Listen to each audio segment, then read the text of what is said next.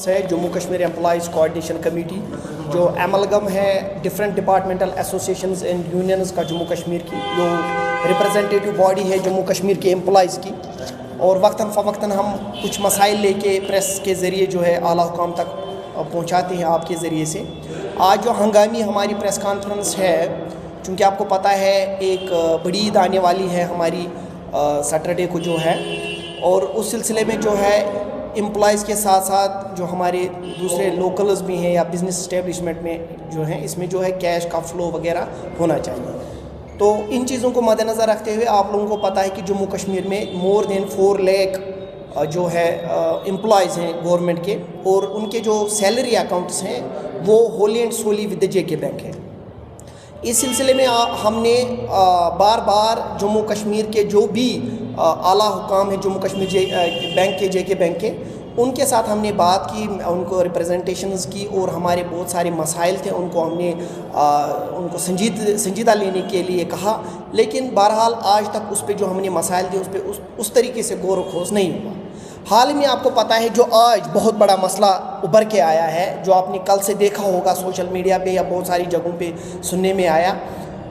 एक पिछले महीने जो है जम्मू कश्मीर बैंक ने अचानक से जिन गवर्नमेंट एम्प्लॉइज़ ने लोन जो अवेल किया था JK बैंक से, उनके अकाउंट से जब सैलरी आई पिछले महीने की, तो उनको जो है 2 इंस्टॉलमेंट्स डिडक्ट हो गई। एक जो एज़ यूजुअल जो 30 तारीख को कटती थी, दूसरी जो है 3 तारीख को कटी। जब एक मैसा क्रिएट हो गया तो JK बैंक ने उसका जो है जवाब दिया कि चूँकि सैलरी एम्प्लॉइज़ की जो आती है वो 3 तारीख को आती है या 4 तारीख को आती है, 5 को, सिबिल स्कोर ठीक करने के लिए हमने जो है 3 तारीख का जो है अपडेट, आज के बाद 3 तारीख का डेट इंस्टॉलमेंट का रहेगा। तो उसमें हमें कोई दिक्कत नहीं थी, अच्छी बात है, अगर वो स्ट्रीमलाइन करना चाहते थे कोई दिक्कत नहीं है। लेकिन उन्होंने जो आने वाला मंथ था मई का, वो उसकी जो इंस्टॉलमेंट है ऑलरेडी उन्होंने डिडक्ट की थी, एडवांस में डिडक्ट की। तो हमने उनको कहा कि ठीक है, एज़ पर RBI गाइडलाइंस या हमारा जो एग्रीमेंट है, किसी भी जो भी लोन अवेल करता है, जो भी एग्रीमेंट करता है लोन का, वो उसमें डायरेक्टली लोन एग्रीमेंट में लिखा जाता है कि इन स्पेशल केसेस जब कोई किसी ओवर ड्यू होता है उस वक्त आप काट सकते हो।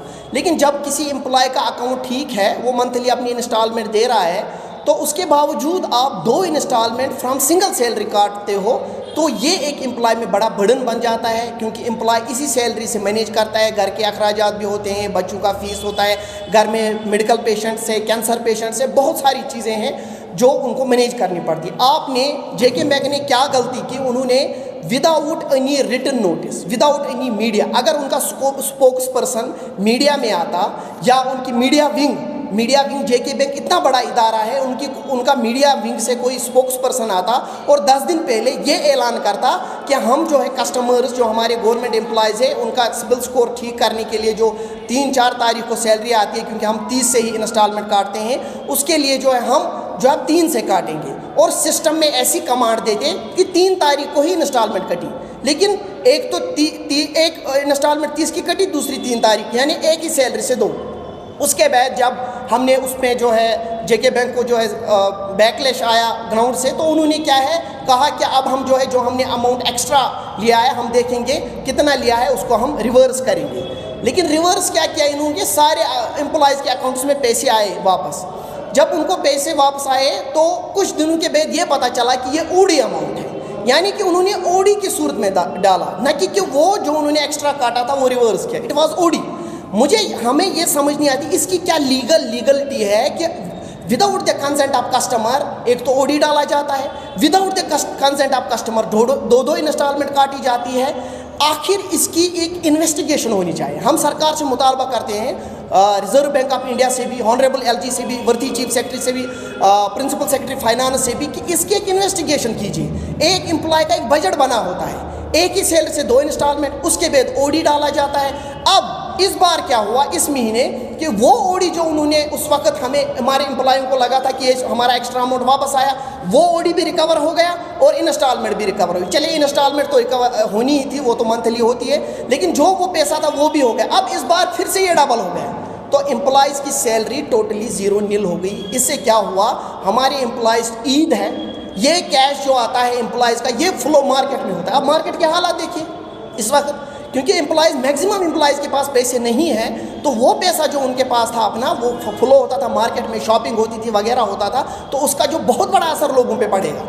इसलिए हम आपकी वसादत से जेके बैंक से 2 चीज़ें कहते हैं, इसको रेक्टिफाई कीजिए इमीडिएटली विद इन आवर्स।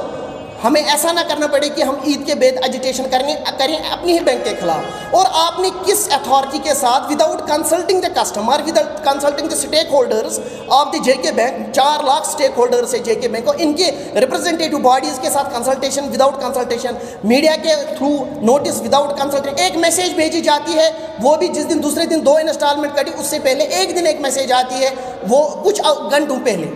अगर यही उनको करना था, मैसेज ही भेजनी थी 10-15 दिन पहले एक मीडिया के थ्रू करते तो ऐसा ठीक रहता। और आज की डेट में आप देखिए, कल से हालात बहुत ख़राब है। मैक्सिमम एम्प्लॉयज़ की, हमारे एम्प्लॉयज़ के पास सैलरी नहीं, जो आई थी बिल्कुल नील हो गई है।